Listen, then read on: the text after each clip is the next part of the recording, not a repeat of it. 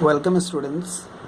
There are so many physical quantities in physics, so we need to categorize them, and we divide it into two categories. First one is scalars and second one is vectors. So we should know what are scalars and what are vectors. Scalars are those which do have only magnitude, and vectors are those which have both magnitude and direction. If we want to represent a vector, then we will write it as a and with an arrow on it like this. This arrow will represent direction and this a will represent its magnitude.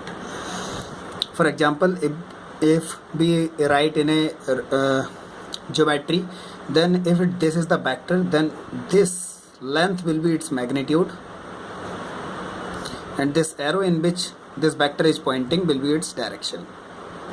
Examples of vectors are in physics: force vector, velocity is a vector, and acceleration. And in scalars there are few examples which are as mass, length, time, and etc. There are so many scalars also. Now comes the point, vectors again. So there are two types of vectors.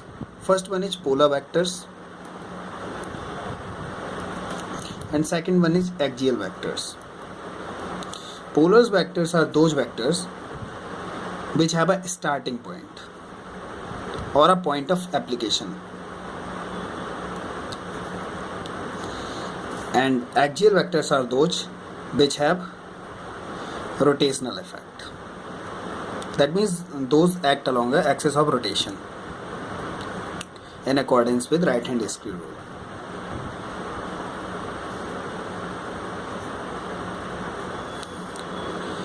So now the next thing comes, which is addition of vectors.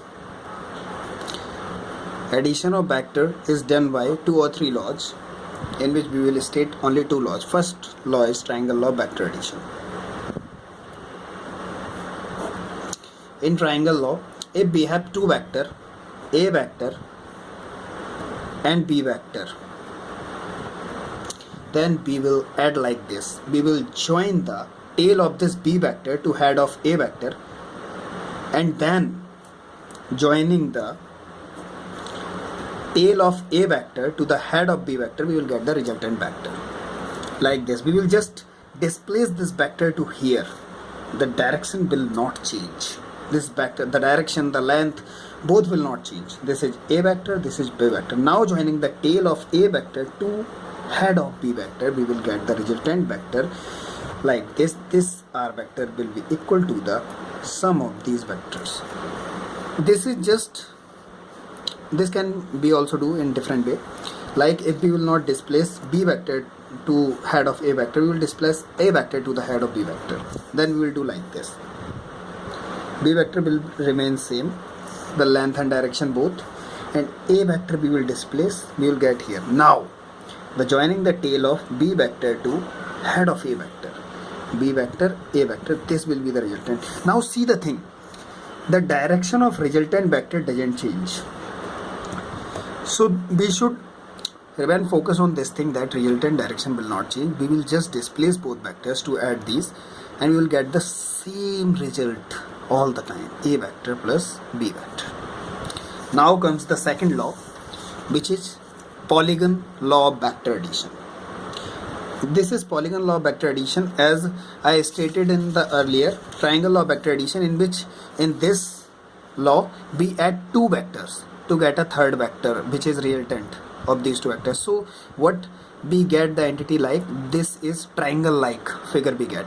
And in polygon law of vector addition, we add so many vectors. For example, if we add a vector, b vector, c vector like this, a vector, b vector, c vector, d vector,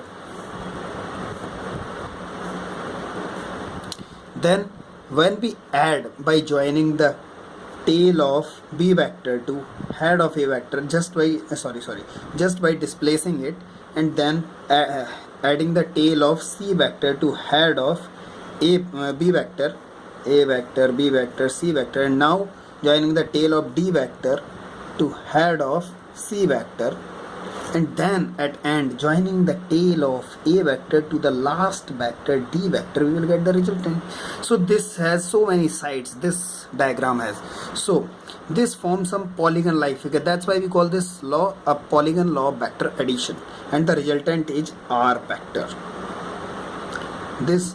So in this way we add vectors here. R vector is equal to A vector plus B vector plus C vector plus D vector. So this is the polygon law of vector addition. Thank you for watching the video. Please like and subscribe.